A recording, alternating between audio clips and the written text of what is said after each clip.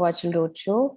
So this is a second in our series, which we are doing in our Citizen Innovation Lab, which is a joint venture between Omedia Network and CIICO.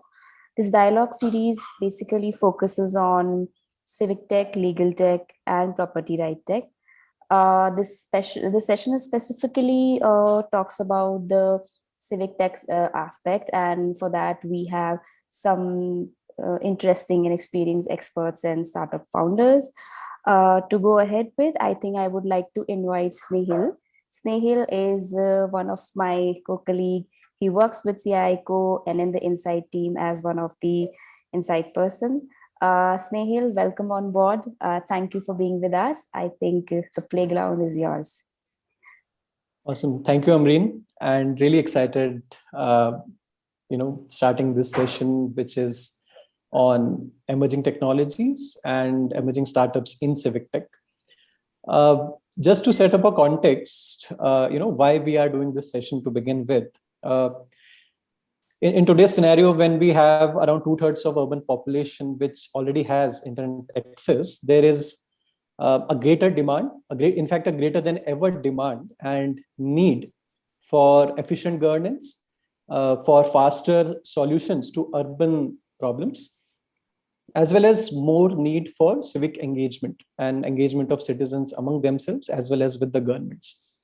And that is where I think civic tech startups come into the picture. Now, this interesting term, which we are talking about again and again and referring to again, is civic tech. What does civic tech mean? And what is the significance of these civic tech startups in solving problems for governance as well as for citizens? To answer some of these questions, we have a wonderful set of panelists today, and let me introduce quickly our panelists one by one. Our first panelist is Mallika Sridhar, who leads Urban and Civic Tech Innovations portfolio at Social Alpha, FISC, enabled by Tata Trusts. FISC is a technology business incubator which fosters and supports social enterprises and technologies, creating impact in health, waste, sanitation, water, education, agriculture, livelihoods, and inclusion. Welcome, Mallika, and really happy to have you here in the session. Hi, Snehil. Hi, everyone. Glad Thank to be you. Here. Yeah. Next on our panel today, we have Madhura Karnik, who is the Chief Growth Officer at Haq Darshak. I'm sure many of you would have heard Haq Darshak's name. Madhura leads, the growth vertical at Haq Darshak, which includes sales, marketing, communications, and impact measurement, to name a few. She has also worked as a business journalist for over 4 years in Indian and foreign media, where she covered the Indian economy and corporations. Really happy to have you here. Thanks, Nehil. Great to be here. Awesome. And last but not least, we have these to track the progress of their teams. Welcome, Harjap, to this session, and I'm sure your experience will also help our viewers to get a good idea about civic tech. Thank you. Awesome. So let me just start with the first question itself. And this first question is, Mallika, for you. How do you and the investor community in general define civic tech? And when I say define civic tech, basically, what's your understanding of civic tech? What are the different kinds of or different categories of startups which you would consider as civic tech? If you can share a little perspective on that. Right. For us in Social Alpha, particularly, civic tech, it includes a lot of sectors, but primarily, all of those solutions which are, in some way or the other, enhancing the relationship between, the citizens as well as the government. So any form of, services that the government is supposed to provide to the citizen, any sort of public engagement that they are involved in, or the sectors that they are involved in, any technology or service that enhances those services are classified under civic tech. And and any sort of solutions where the citizen can engage with the government. They can enhance their communications. They can avail certain services. They can probably sort of record certain grievances, or crowdsource some sort of solutions to enable public services. Those come under the ambit of civic tech for us, and particularly at Social Alpha, we have sort of aligned with some of the government directives of how certain urban sectors are defined, and we look at technologies and solutions within waste management, within water and sanitation, within air pollution, within municipal governance. And when I say municipal governance, these are particularly citizen engagement platforms, where this bridges the gap between the government and the citizen, and solutions in sustainable housing and mobility. So we have 6 subsectors within Social Alpha. We look for solutions ranging from technology to any sort of business innovation or service innovation. So particularly in sectors like waste management, we see both technologies and waste to value, as well as technologies which innovations in services. So any sort of waste management services are also classified as innovation for Social Alpha to consider. And of course, these can be ranging from deep tech to sort of any sort of apps, any sort of citizen engagement platforms. Can also look at business innovation. So within the larger investment network as well, there is alignment across some of these streams. We have collaborated with other investors who look at similar technologies or similar services, and are very interested to sort of scale these innovations through some sort of catalytic funding that we can provide. This is how we largely define our civic tech portfolio within Social Alpha. Yeah, thanks for sharing that, Malika. And I think one important thing which came out of your response is that there is enough width which we cover when we talk about civic tech. So the civic engagement part is one major aspect, definitely. But at the same time, we are also catering to sectors like waste, water, sanitation, and any sector where government is providing some services to its citizens. Any such domain would come under civic tech. Yes. So thanks for sharing that. And that leads to my next question to Harjap. Would like to know, and you have been working with multiple government clients over years in your experience. If you can share some of the biggest problems of governments, or some major gaps in governance which startups can solve and which startups can consider solving. Right. So actually, there are, of course, plenty of gaps everywhere, and that are the challenges that various governments have been facing. And things evolve. There have been solutions which people have been coming up with, but there are problems, unforeseen problems which come. For example, COVID. That nobody expected. Nobody alive today has seen a pandemic, the previous pandemic. So this was a problem which just came out of the blue, and it really did a stress test of the infrastructure that the government had, whatever claims worldwide. I'm just not talking about India. Globally, whatever infrastructure we had and whatever solutions we thought we had developed were tested thoroughly. And of course, organizations and governments have reacted to it and built up capacity, and hopefully we are now well prepared for, God forbid, if another wave were to come. But not just in civic tech, but any domain, it's basically the system study that we do, the interactions with the end user, with the client, with the organizations. These interactions and subtle conversations, some will throw up problems that they face. And these insights, as an entrepreneur, you would need to look at the insight of what problem my potential client faces or prospect faces. And once you have an insight and you've evaluated what is the value that my problem, what is the value of the problem, and what is the value what is the price the customer is willing to pay for it. So you got a good enough value proposition to solve.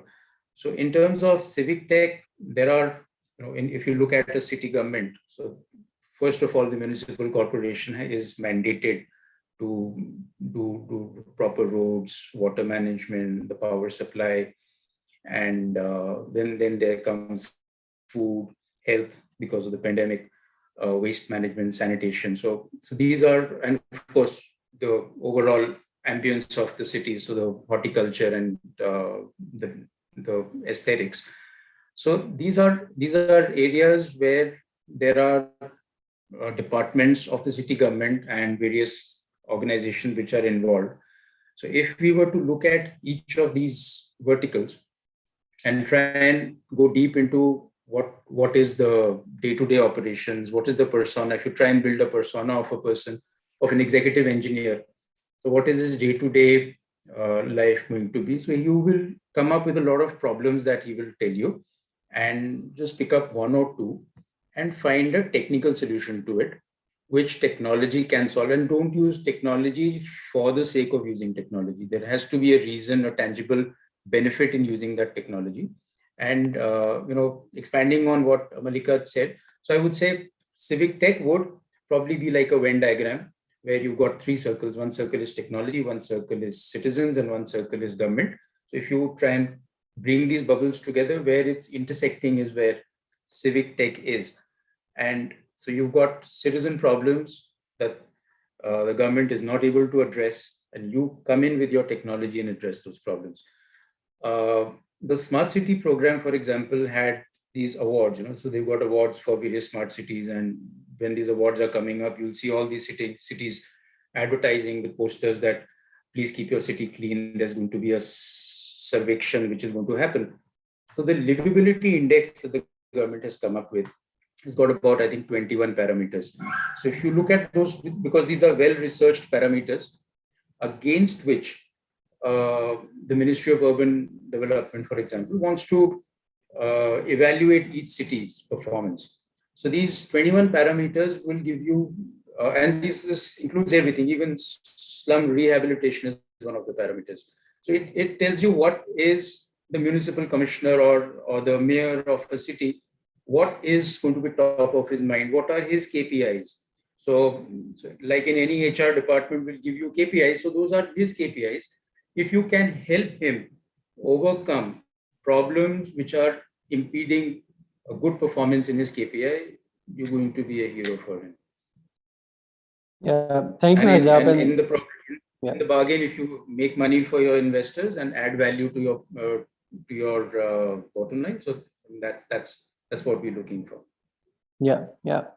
And I think it's great how you laid out an approach of segmenting multiple kinds of problems at a city maintenance level and a city management level. Just to add on one question, Harjap, here, you mentioned about the city management or urban local bodies, but do you see problems at other levels of governance as well? Be it state governments or national governments. Do you see Civic-tech solutions there as well? Just a quick follow-up. Yes, absolutely. So for example, law and order, I think I missed, which does not essentially fall under an urban body, but the law and order problem for the state as well as the center. So there are efforts being made, digitize criminal records, and with AI, you're able to, do rapid surveillance and identification. And the center and state governments will have various ministries, the environment, for example. So the environment, if you're able to, climate change is a very important factor now because of all these floods and rains and landslides happening. So somewhere climate change is impacting the day-to-day living. So if each ministry, if you were to just look at the set of ministries and do a research, I'm trying to speak to an entrepreneur, a budding entrepreneur who's hungry for an idea. So if you were to take a list of ministries and then try and see what are the mandates, what is the civil list that they have, and each of those departments that they have, a basic research will tell you what is it that with your experience, of course, as an entrepreneur, you will not want to jump into something new and totally out of the blue for you. So you will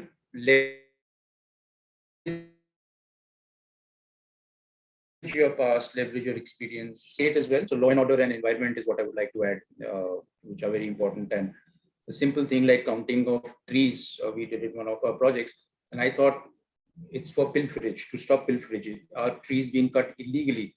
But I later realized that the end product was actually trying to understand how many more trees do we need to plant to be able to overcome the pollution that might come 5 years or 10 years down the line. So there's a huge amount of effort being put into environment and a lot of scope there. Sure. Thanks for sharing that perspective as well. Madhura, my next question is to you. And, given that Haqdarshak has worked extensively with citizens at multiple levels, from that perspective, what are some of the biggest problems for citizens which civic tech startups can look to solve? Right. So I think, Snehal, just to sort of take a step back and see, while Malika and Harjap just sort of laid out the entire range of, problems and resources that are today there to make the life of the end beneficiary better.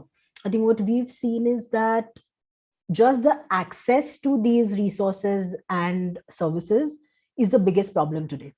People don't know how to go and access, good safe drinking water, or something as basic as a document that Haqdarshak might work on, to just go get their free ration that the government has announced. So I think for us, solving that access problem is very, very important, and that could be access to anything that we sort of just talked about. And the second layer to that access is, how do you then empower the community to make the access better and sustainable? I think as startups, we can find a solution, and we can sort of give it to the community. And I think the aim should be that the community takes it up and then works towards sort of developing it. You can't really be there forever to keep solving for them, otherwise that accountability doesn't come in. And I think for civic tech to be successful, this angle of empowerment and community participation is extremely important, because that is what most of your program designs will be around. So I think the problem of access is the key problem across multiple things, and that is something to solve for. And I think the second thing is, while we talk about tech, while Haqdarshak is a tech-based solution, we really call ourselves as an assisted tech model, because we need to also understand and realize and acknowledge that while digital penetration is, yes, at an all-time high, the adoption of these digital channels is only limited to a certain sort of facet of an individual's usage. People are going to use YouTube, WhatsApp, Instagram, and that's that. Or they're not using a smartphone for the same utility that you and I are using for.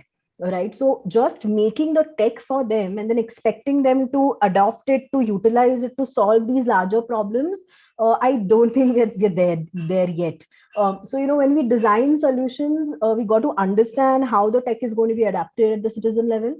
And if at all, then have an assisted tech model, because there are huge field sort of leaders and community leaders and, cadres out there trying to solve similar problems, but not using tech. So why not just sort of merge them into one solution, and then sort of take it out? And I think from a government perspective as well, this works, because government has massive cadres. You have ASHA workers, you have Anganwadi Sevikas, you have the postmen. Why not think about using those human cadres and merging them with tech for solutions? So I think these are a couple of sort of very high level and basic things that all of us need to think of, because there are resources and there are multiple problems. So but getting that access and the mix of tech right is something that is really needed, and we are trying to solve it, but it's very difficult. It's going to take us a long way to sort of just depend only on tech to solve a citizen problem. Sure. Thanks for bringing it up, Madhura. And in fact, as we go ahead in the coming questions, we'll also love to know more stories or anecdotes about ensuring that this adoption happens through more community participation. And it's not just tech dumped on citizens, but it's more of an inclusive process which we are talking about here. Yeah, my next question is for Mallika. I'll come back to you again here. And this is often this perception that civic tech startups might have a limited growth because they engage with governments in the end, or in that case they might not be able to have scalable revenue models or business models. So can you share a little bit about any interesting business models or revenue models which you have come across, and which would probably refute this argument? Right. Yeah, I think it is a common perception that it is very hard to work with the government. But I think like Harjap said, problem statements are many in the urban scenario. Urban local bodies are constantly looking for solutions. So I think where there is a mismatch is how do we actually bring in that catalytic funding, or can we actually enable these startups to seamlessly work with the government? I think there's a requirement and a need on both ends. And from that point of view, what Madhura also mentioned, to solve that access problem, not only for the citizens, but also for the startups to, work with the government. That is something that, the ecosystem has to enable. And I think the government is constantly working towards, more innovation in their procurement. And this is where primarily startups face some hurdle, where they are unable to really cross the procurement guidelines. It becomes a little difficult for urban local bodies to source these innovations. When we started out our work, I think at some point of time, some of these problems are listed, but urban local bodies also are not sure about how to source these innovations. Like, are they able to really understand these innovations are easily deployable in their cities? Are the tech is the tech validated or not? Is the business model validated or not, like you rightly said? So that is where organizations like Social Alpha come in. We are an early stage technology business incubator, and where we enable the seamless interaction between startups as well as the larger ecosystem, which can include academia, which could include research, which could also include the government. So yes, I think in my experience, early stage startups do face a lot of hurdles to work with the government. Firstly, they're also not able to showcase that their innovation is actually validated, whether the technology works, and it of course requires some amount of either probably some pilot innovations or deployment with the government to make a case or a proof of concept for their innovations.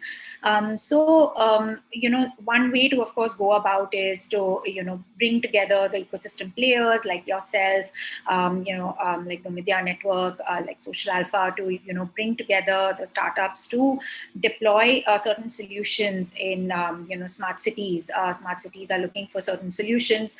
Work with them to identify those problem statements and try and see if these solutions can be deployed at a small scale, so that these solutions can get validated within that ecosystem. So it is like a sandbox for them, where they can actually see whether the solution works or not. How do the citizens take to it? What are the impact metrics that are working out? Have they helped in solving the waste problem? Have they saved the water access problem, or saved some sort of reduce the air pollution? So there are certain metrics that can be actually worked upon through the whole period of deployment of the pilot.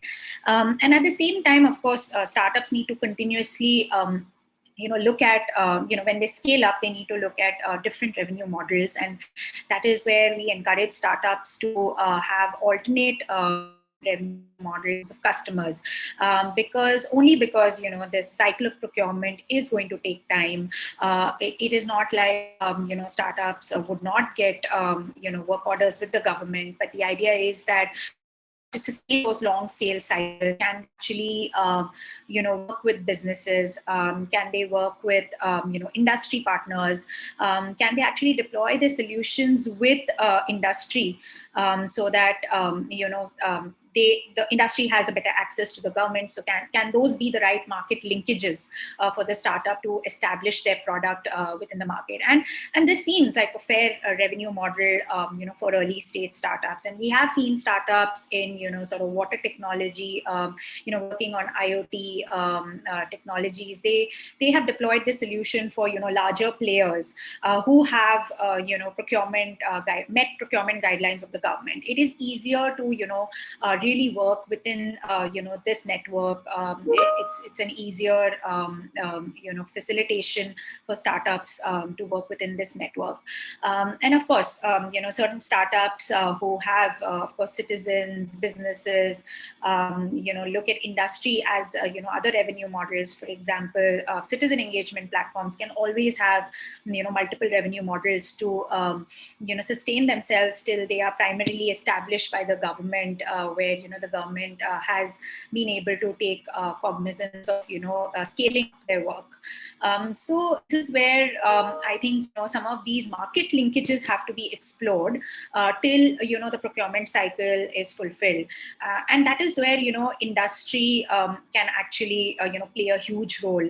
And also exploration of, other sort of market segments where, enablers like Social Alpha, CIIE, Omidyar Network can actually bring together the understanding of those business models to enable these startups towards their, early stage growth.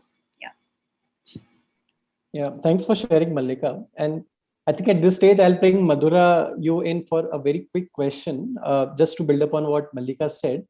When we talk about Civic-tech solutions for citizens, where probably the government directly is not involved as a client, but the startups are focused more on citizens or citizen engagement.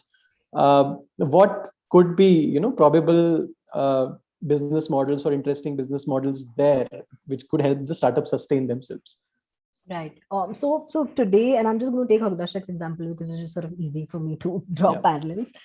We started we thought, 5 years ago when Hagdashak was really getting into it, we thought that this is going to be a pure sort of B2C kind of engagement, right? That we will provide application support services for welfare schemes. We will tell them what they're eligible for, and then we can charge them a very, very small fee for that. And we started doing that, and while that did sustain, what an interesting thing happened was like businesses started approaching us saying that you're doing a great sort of model. Why don't you do that for us and our sort of target segment? So, a construction company, for example, comes to us and says that, hey, we have like massive construction workers on our site and they all need basic social security in place. They're all migrants, they'll need their documents. And then we saw that, and then we also quickly sort of started our B2B offering, which actually gave us a good foothold to get things rolling, to plan a B2C approach. Because see, honestly, doing anything for this end beneficiary, any sort of Civic-tech program, and reaching them and having them to pay for this service is the biggest challenge. It's basically telling that, hey, by the way, why don't you pay 50 rupees so that something good can happen to you, right? And then they most of the times will come back saying that this is a government's job.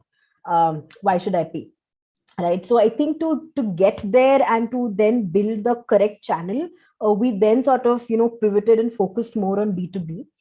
There are enough CSR sort of programs, enough philanthropies that give contracts, enough NGOs who want to use the tech and can use your tech as a licensing sort of platform.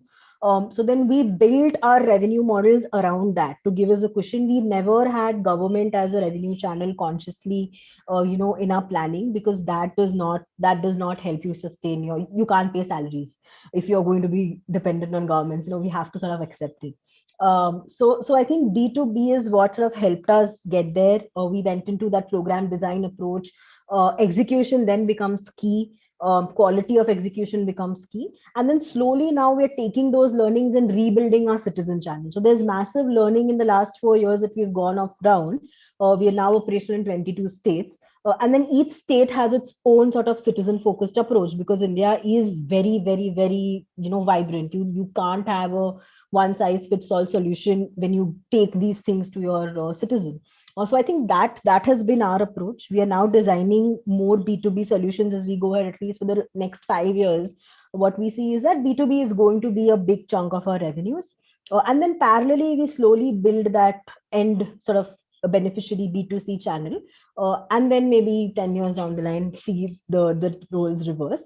But it is tough to charge the end beneficiary, honestly. You need a buffer and a plan B. Yeah.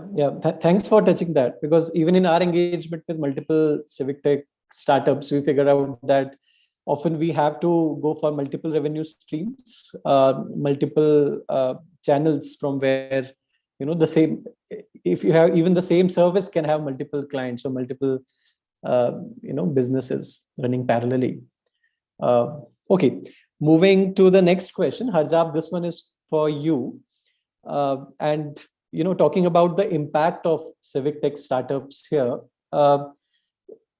can you share any example or story where Bhusatya or your work created a significant impact for for your clients, primarily for the governments which you are working with?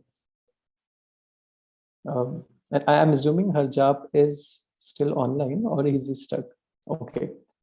So probably he'll join back. Cool. So what I'll do is I'll for now ask the same question to you, Madhura.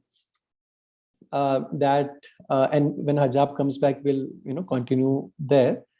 But in Hagdarshak's journey, if you can share any story, any incident, or any example where you guys have been able to create a good impact for your end beneficiary.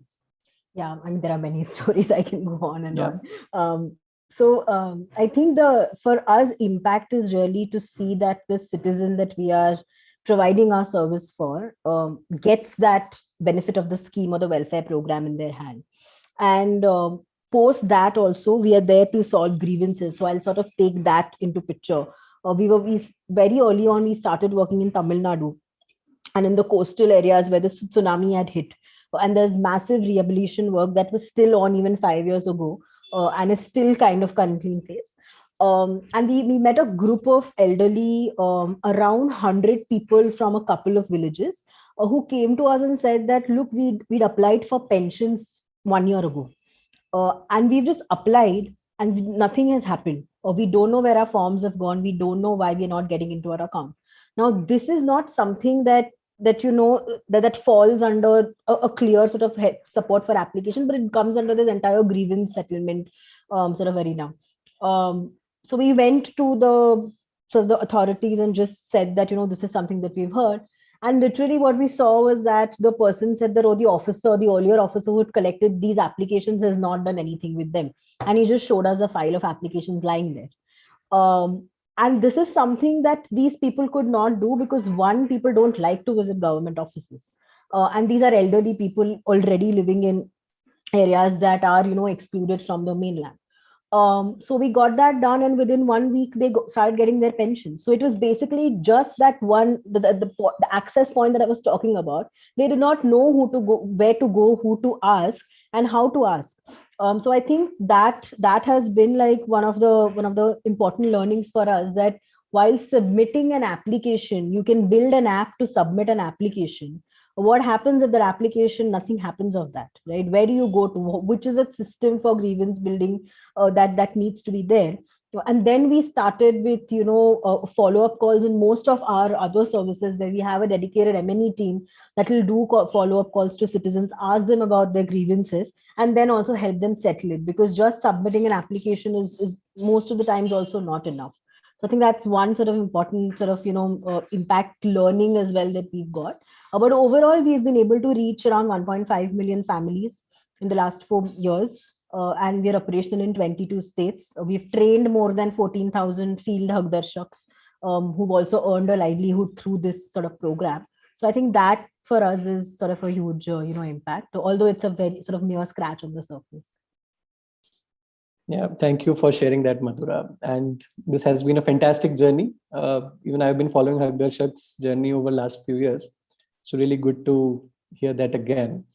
Harjab, my next question is to you. And I think at that time there was some network issue. So the question is that, and we are talking about the impact of civic tech startups. And from the point of view of Bhu Satya and your work, we want to know that have there been any instances or any stories where you have been able to create a significant impact for your clients, and maybe for governments or any other business clients which you have worked with.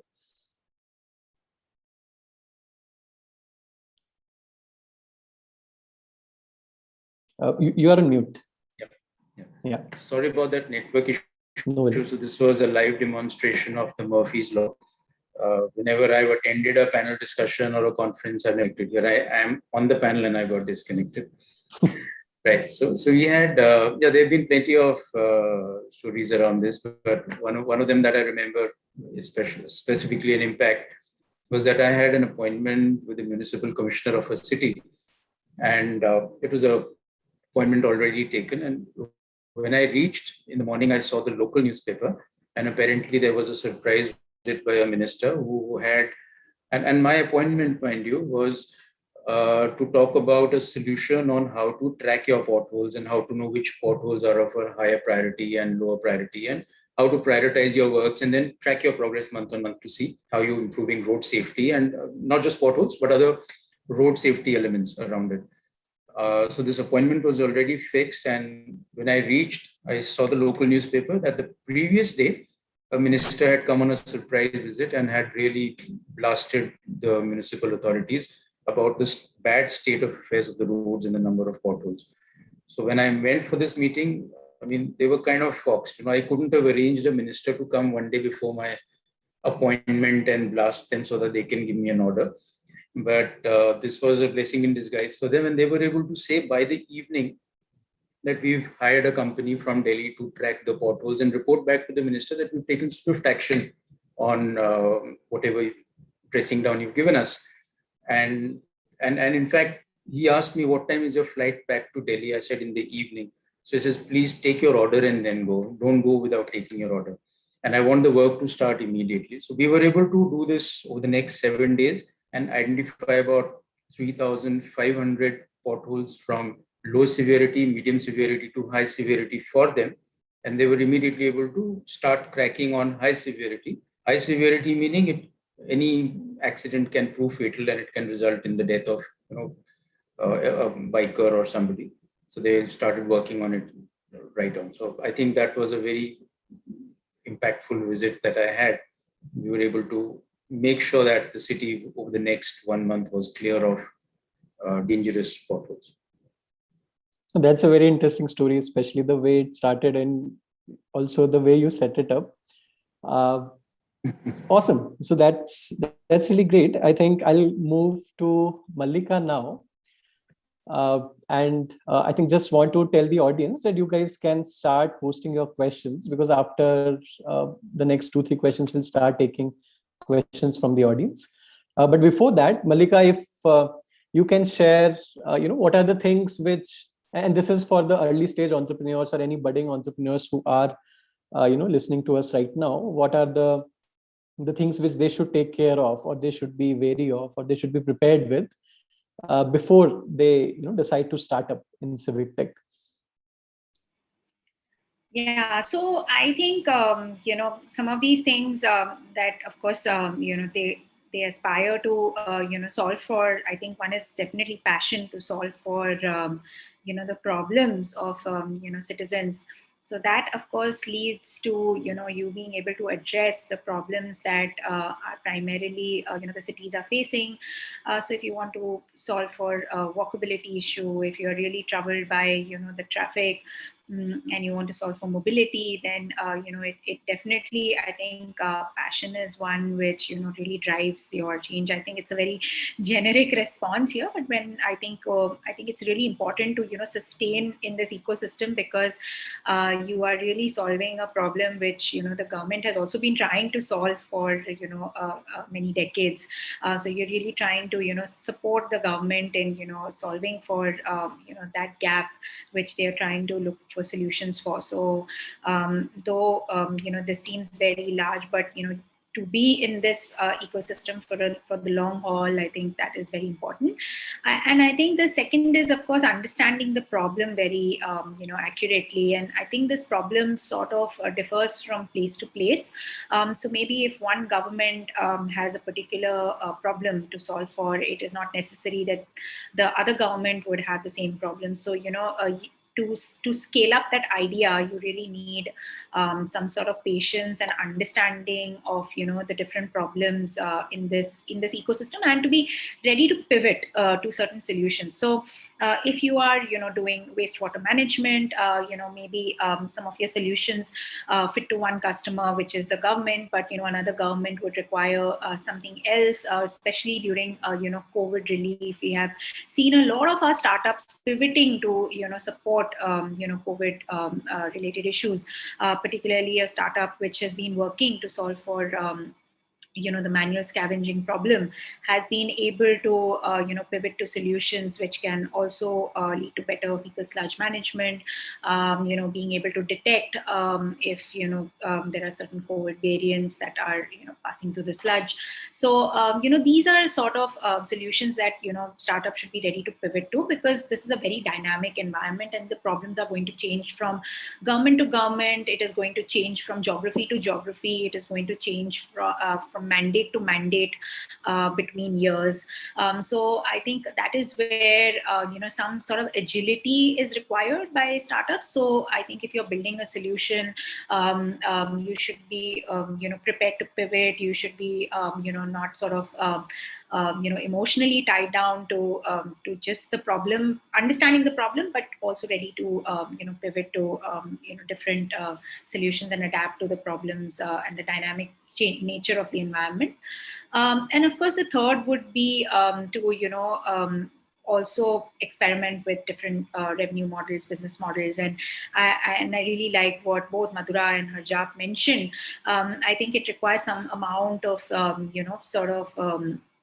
perseverance, some amount of agility to remain in this ecosystem, to be able to not only convert your government orders, but also be able to pivot to other customer base, to explore different business models, along with also adapting your solution to the changing environment.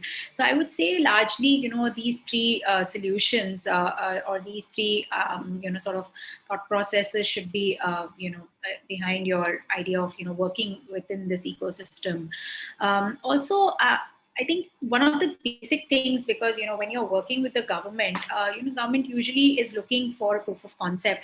So if you are really wanting to work with B2G, then the idea is to have at least a proof of concept or a prototype ready, so that you're able to showcase your solution. And that's the right kind of stage that there is some acceptance within not only the investor network, but also the different customer base. So I would say having a proof of concept ready, or prototype ready to be able to pilot, I think that's the right stage where there's some acceptability within the ecosystem, because we are working with short timelines. The problem statements are there. We are looking for solutions, especially the B2G sector. So they're looking for immediate deployment. So that is where I would say that startups should be mindful of some of these sort of pointers before they start their work in this space.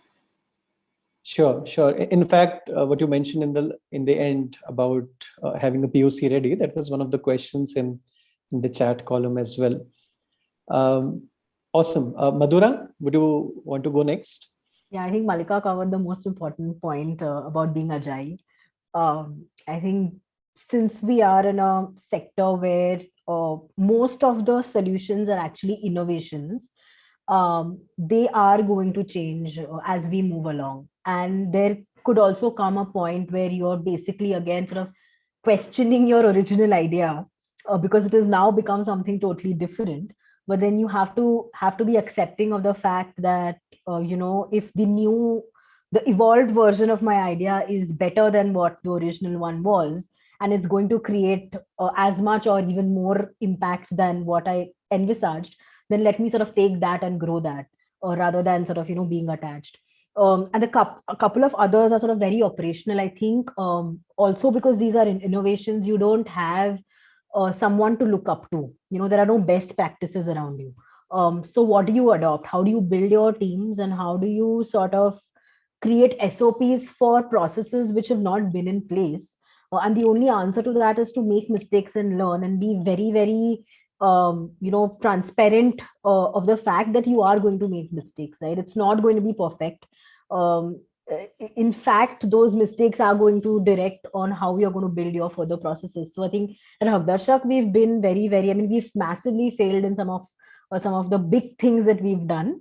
But I think to be accepting and building that culture in your team that you could fail, and the only takeaway from there is, just take that learning and sort of pivot your idea into something better is important. And then the third thing is very operational. I think a lot of us struggle to find the right talent.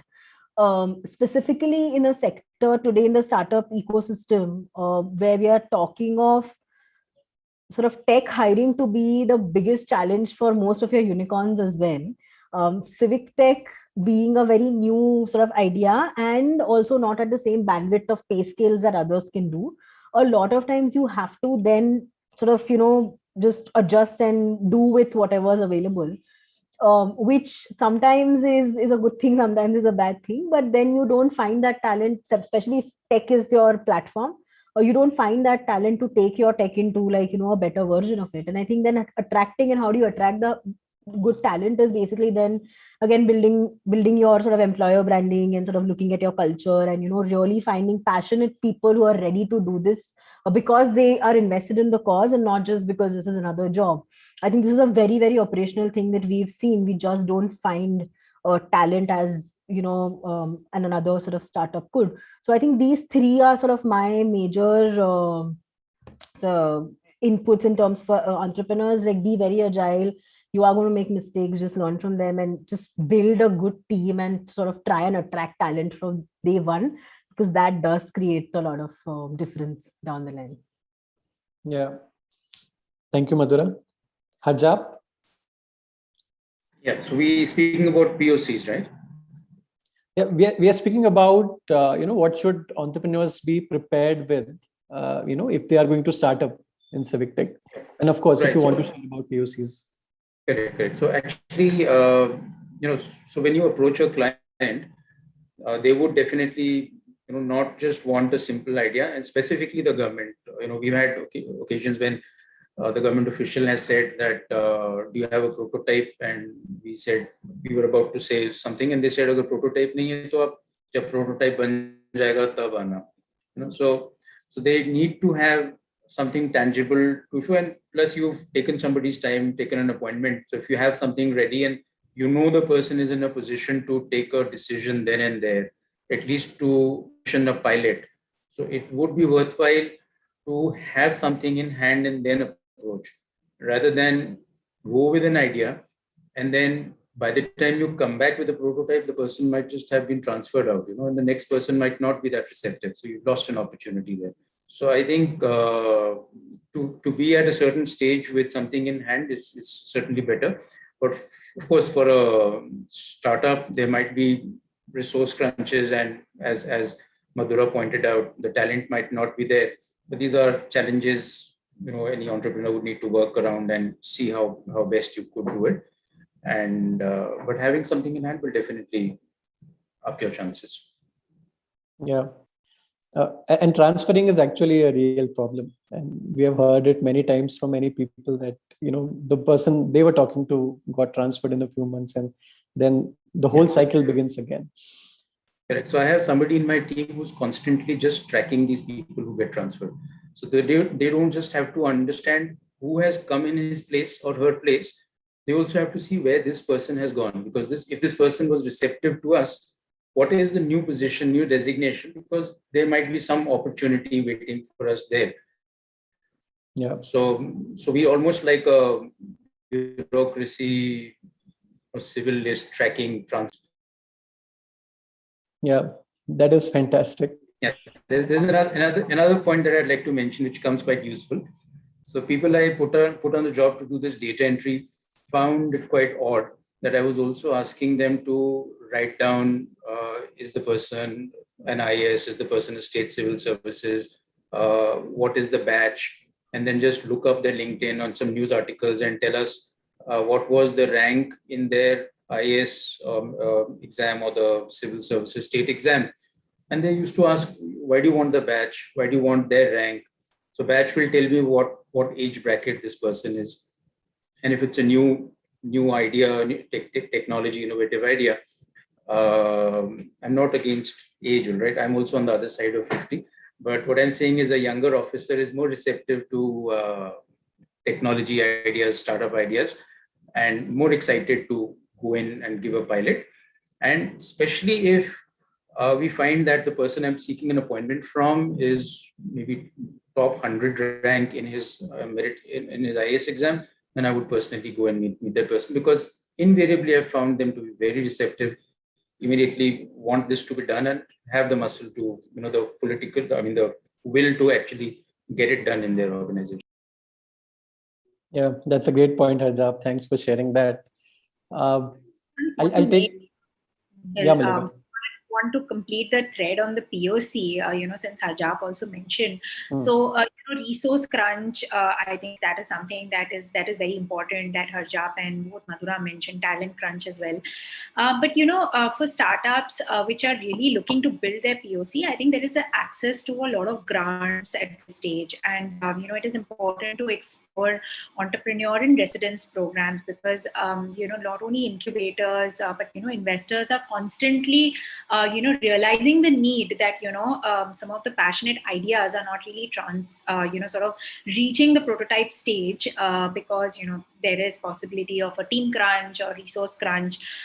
So I think it is important to explore, this thread, which, connects you to from the idea to the, lab to market journey. So, really sort of see where, you can really plug in, grants, non-dilutive funding, any sort of, support that you can get, early stage incubation, as well as, support in terms of EIR programs. I think those are important to explore in your early stages before you can, actually showcase your innovation to B2G, B2B. I think, like Harjap said, it is good to have something in place before you expand to the market. Yeah, absolutely. I'll take one question which is in the Q&A section, that how, and this is a question for anyone, any of you three, how efficiently does blockchain help in Civic-tech? And I would see this question as, what is the scope of blockchain solutions in Civic-tech to solve either for enforcement of laws or transparency or helping in efficient governance? Any examples or any point of views there?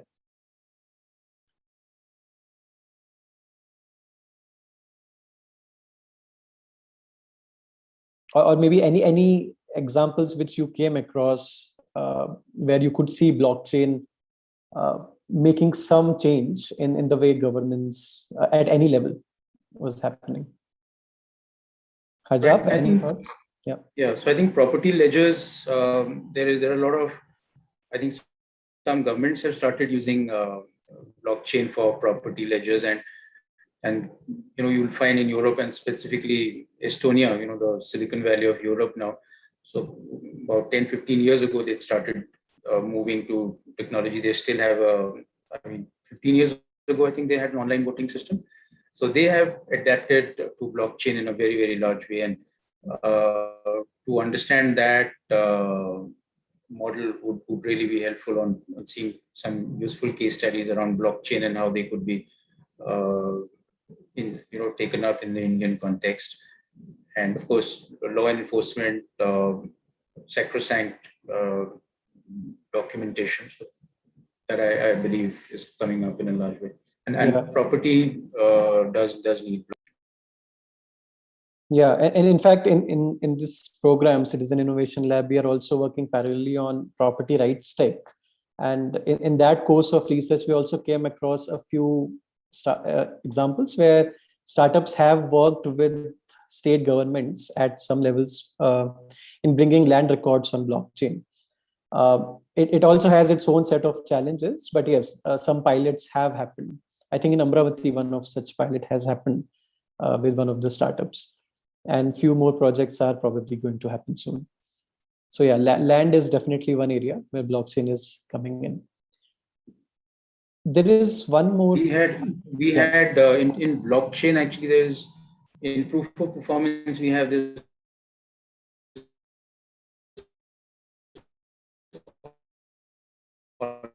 Sorry, Harjap, we lost you there, but I'm not sure if it's my internet.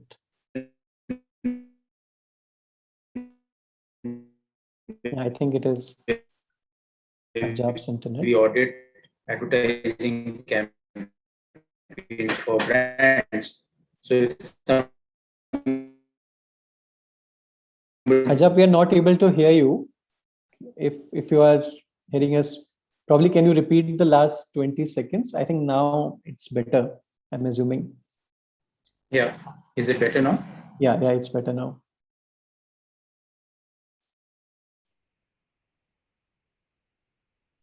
Yeah. So what I was saying was that we also did. So when you have to make sure that a photograph is sacrosanct, so we take a photograph, enter into a blockchain record and then forward it. So it's used for payment of bills by the government to suppliers and vendors, where they cannot dispute the date and time of a certain photograph. Those kind of solutions we've used in some of our audits, and that's another angle that we look at. Right. I'll take one more question, which is there in the chat. If any of you can share some examples of applications in healthcare, especially given the context of COVID and how systems are changing in the post-COVID scenario. Have you come across any interesting Civic-tech solutions in healthcare or health tech? And it can be citizen-facing or government-facing both. Yeah, Madhura. Yeah, I can just talk about two. I think I'm not sure if everybody's heard about a company called Khushi Baby. It's basically based out of Rajasthan for some time, and what they do is they've made a platform for ASHA workers, they basically work with governments to build those platforms, and then the platform is available to ASHA workers where they collect information, and then there's analytics on that, and that helps the governments to make better decisions. So I think Khushi Baby is something where everyone can go sort of Google about it. They're there. The second one was also something called as Saath, SAATH. It's basically a citizen app where they talk about nutrition, about basic health, and it's like in a gamified manner, directed towards rural India, and how do you sort of get them aware of what's happening. I think, and the last one is also something called as Karkinos. That's basically set up by a group of Tata Trust sort of ex-leaders. Karkinos is all about cancer screening and cancer care. And they are also building like a platform where they're working with governments and also with citizens, where citizens can actually be made aware of preventive measures against cancer, and if they do cancer screenings for free, and then take it to the government and get empaneled under Ayushman Bharat, etc. I think so 3 sort of names. I can type it out in the chat box if that's easier. Sure, thanks, Madhura. Yeah, Malika. Yeah, we have come across, some technologies, particularly which have, in the current situation, have really, looked at, also supporting the government. So we have BlackRock Technologies, which is, have been working on medical grade refrigeration, and they have been also trying to work with the government for, vaccine supply. So that is one of the startups that's incubated with us. We have a couple of startups which have looked at so they are in the waste management space, but again, like I said, they have pivoted towards looking at healthcare solutions. So we have startups which we have incubated for it's a sanitary waste incinerator, and now they are looking at incinerating masks as well as PPE sets. So I would say it's more of a solution pivot and not clearly just healthcare for Civic-tech.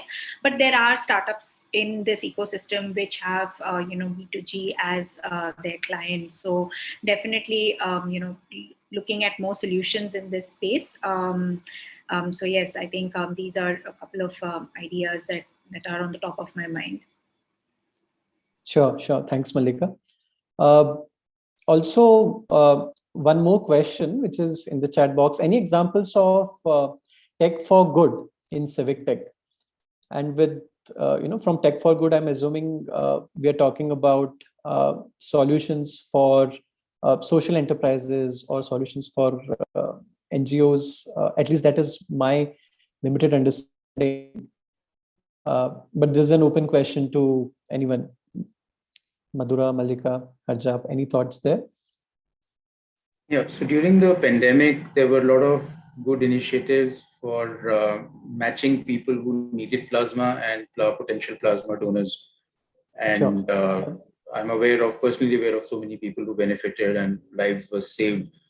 So across the country, a lot of innovative people had come up with these solutions. And of course, I was also involved in a social venture during the pandemic, where we were helping delivery of food packets. And because the volume was so large, we built a chatbot. It's called sevabot.com, and people were able to register that I wanted from this date, stop my seva, add my seva. So we were helping about 5,000 food packets a day. So then we sent it to different people who were able to multiply it.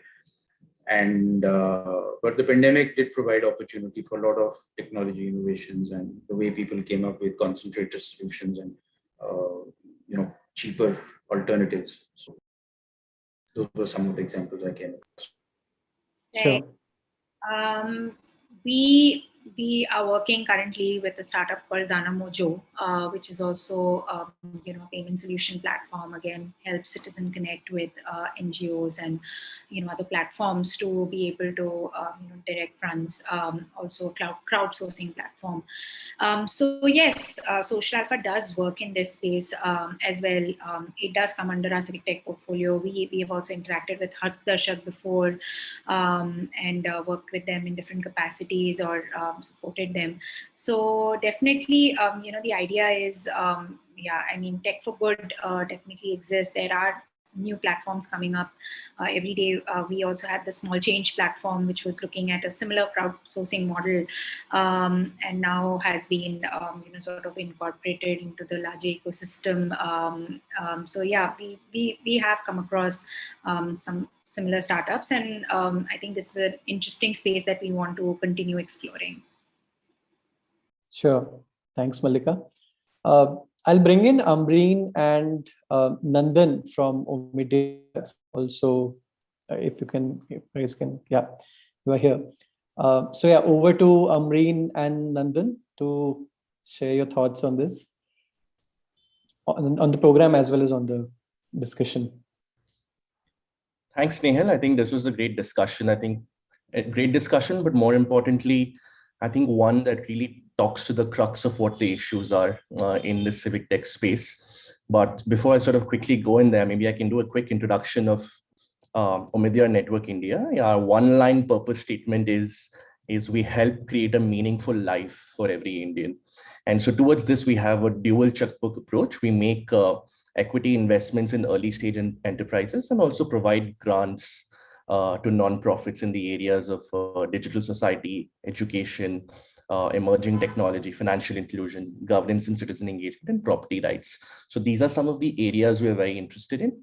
And really one of the main reasons for actually going ahead and joining this initiative along with CIE was that we saw that some of these spaces like Civic-tech, property rights tech, and legal tech had not received the kind of market-based support that some of the other sectors seem to have got. So for example, what we've seen over the last decade is that a whole bunch of digital infrastructure that's created, like India Stack, other policy initiatives, plus cutting edge entrepreneurship has led to sort of more disruption in sectors like, say, fintech or e-commerce. But something like that has not actually happened in the civic tech space or the prop tech space or the legal tech space.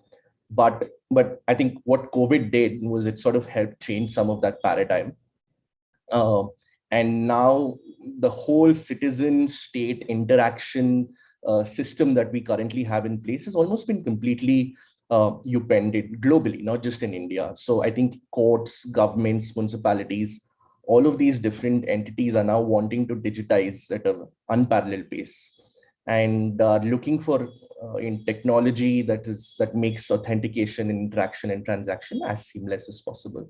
So yeah, so that's the opportunity that we see. That's why we're excited. I think there's a new digital infrastructure that's coming up, like when we look at RERA or open digital ecosystems. Smart cities are doing a whole bunch of things.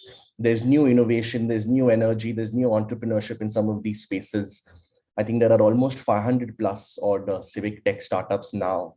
And so we're very excited to really come in. Number one, first of all, try and understand what are some of the problems that these sectors are facing. It's not easy for some of these startups to come in. As our panelists highlighted, there are multiple issues that they face.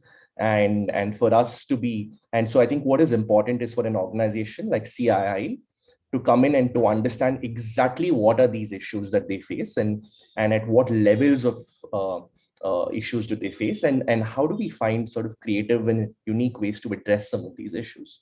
So I think the first part of the Citizen Innovation Lab program is really research, trying to understand what are the business models that work, what are the regulatory issues, who are the players, who are the partners, how do we find ways to collaborate, how do we get government excited? So really just trying to find answers to some of these questions as much as possible. And of course, then the second part of this is to really sort of find ways and identify solutions and prototype them. I think what we've seen is that there's a lot of energy in I know when we think about startups, we think Bangalore, Delhi, Bombay, Chennai, but I think what we're seeing is that there's a lot of energy in tier 1 and tier 2 cities. So how do we find really ways to channelize them?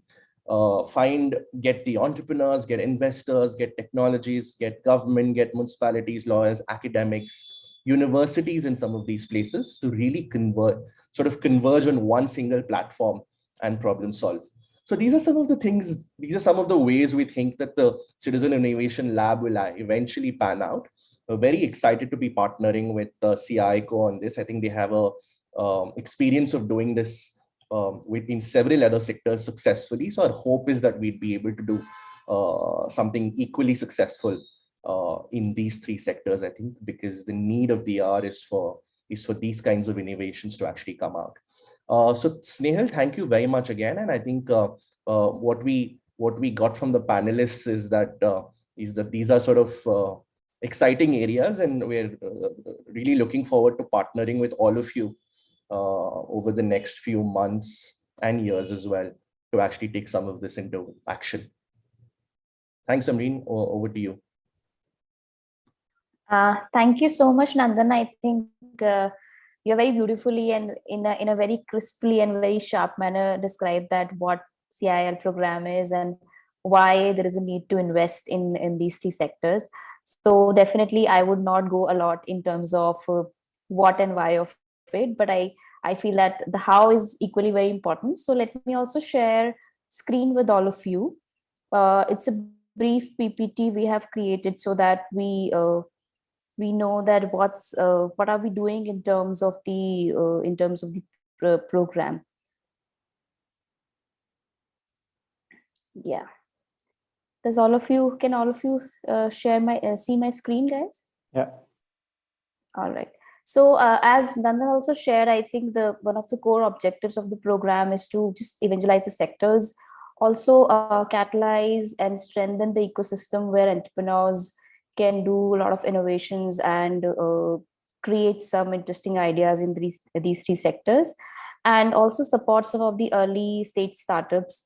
The core component involves, as Nandan and Snehal shared, that we have a inside team which very focused in a focused manner, emphasizing on creating articles, research, to just give a lot of brief and in-depth clarity in terms of what these sectors are and how the entrepreneurs and young minds can create innovations in these three sectors. The important piece, other piece in terms of the program, is the incubation and the acceleration piece, wherein in the incubation piece, we are actually inviting applications from entrepreneurs who are from the idea to prototype stage.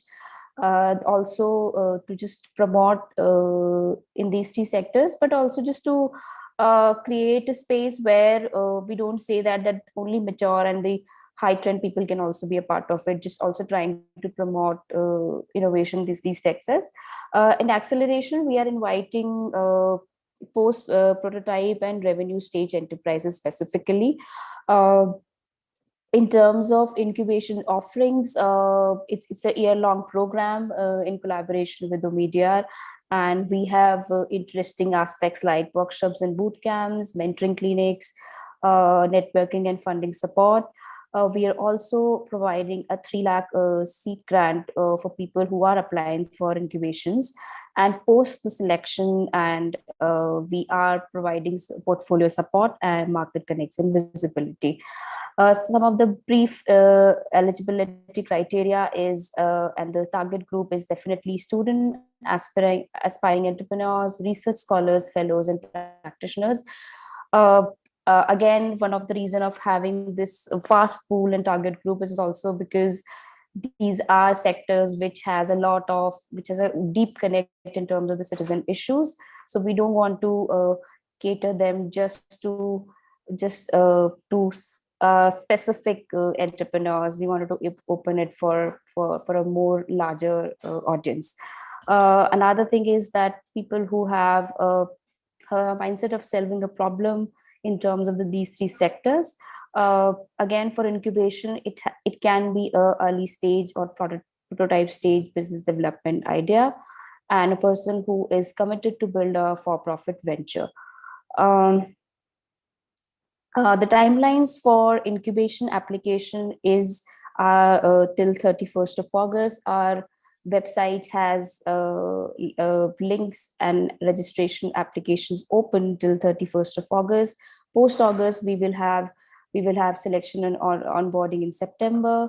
August to January, we will be focusing on specifically in terms of engaging and qualifying rounds for through workshops, boot camps, mentoring clinics, and sprints. In February, we will organize through an investment committee. We will be organizing these grants announcements. And initially, we will be providing a 3 lakh grant for the incubation startups, and we will be selecting 3 startups in each sector. And from March to June, we will be focusing on the portfolio and follow-up funding. For acceleration piece, I think more or less the process and the structure is the same. One of the difference in terms of the eligibility criteria is definitely that for acceleration, we will have an MVP or early traction or revenue stage idea. Another thing is that the people who are applying for it should register or non-registered enterprise, and again in the 3 sectors. It has the same kind of timeline in terms of applications. One of the difference here is that in this piece, because the idea is from MVP to a revenue stage model, we are providing a funding of at minimum 15 lakh for these 3 startups who will get selected in February, possibly. And post that, we will have portfolio and other networking opportunities for all of them. For applications, I think we also have a separate website for Citizen Innovation Lab. The links is here. Anisha, who's one of my co-colleagues, is also sharing the links for the CIL incubation application and for acceleration. Please feel free to reach out to us in case you have any query. Our email IDs are there. So in terms of program, this is what we are offering. I'm happy to take questions from anyone.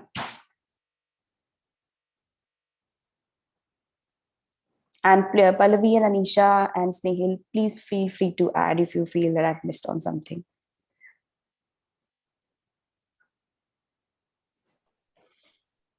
I do see a question which says, what do we have for aspiring entrepreneurs? Because incubation and acceleration pieces primarily focus on entrepreneurs who already have an idea and either have started their journey as entrepreneurs or have reached a certain stage. Just to add to what Amreen shared a few moments before, we're also launching another part to it, which is going to be focused on ideation. So maybe in the next week's time, our website should start reflecting ideation also, wherein especially students, researchers, fellows, faculty members, innovators, bureaucrats, even people who are into jobs and really want to pursue problem solution fitment journey, which is going to be just a capsule journey of say 10 days or so in the form of a hackathon, you're most welcome to be a part of that. So primarily ideation is going to focus on entrepreneurs who are aspiring ones and may or may not have an idea to pursue. Incubation is going to be for people who already have an idea and have started working, maybe have reached a prototype stage. Acceleration is going to be for the people who have already started their journey as entrepreneurs, maybe have early traction or are at an MVP stage, but definitely a post-prototype one. Just wanted to add that.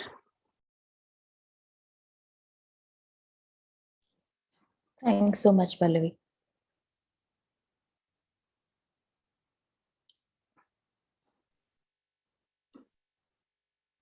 Also, in case you have any questions around these sectors, because as the panel also discussed, these sectors are pretty new. Sometimes even to understand what should comprise of all these is a question. So please feel free to reach out to us or maybe ask, the panel is still around, maybe ask us here, maybe drop a mail. We can also share mail IDs here. The website has all the details, so feel free to reach out to us.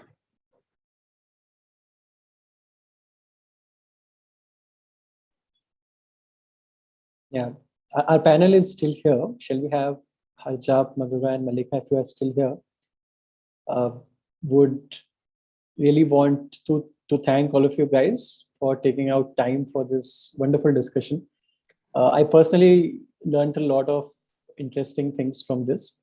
So really thank you for sharing your perspectives, your point of view, and I'm sure many interesting things came up today, and they will really help our audience to understand more about what's the scope of Civic-tech and what kind of solutions can come up or need to come up. So yeah, thanks for this. Thank you for having us here, Snehil, Nandan, Amreen, and Pallavi, Anisha. I think it's been a great panel. Good to meet you, Madhura and Harjap. We should definitely connect offline. And all the best to all the applicants. Looking forward to the program and hopefully contributing in different ways towards supporting the startups. Thanks everyone at CIIE and Umadyar, and great chat, Malika, Harjap. I will definitely connect offline with both of you. Thank you, everybody. It was a pleasure being here, and I enjoyed this session. Thank you. Thank you, everyone. Over to you, Amreen. Thank you. Yeah. Thank you, everybody. Yeah.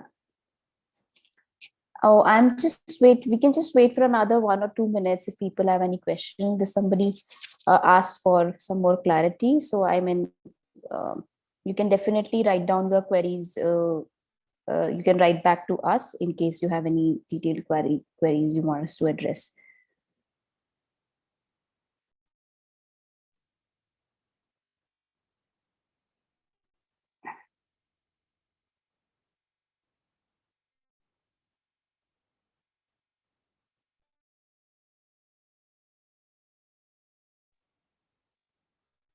Yeah, I think we can close now, Snail. Yeah, I think just wanted to say thank you, everybody. Thank you, Harjap, Malika, and then of course, Pallavi and Nisha for being there to support, and Snail for being a great moderator today. Thank you so much. Yeah. Thank you. Thank you. Good evening.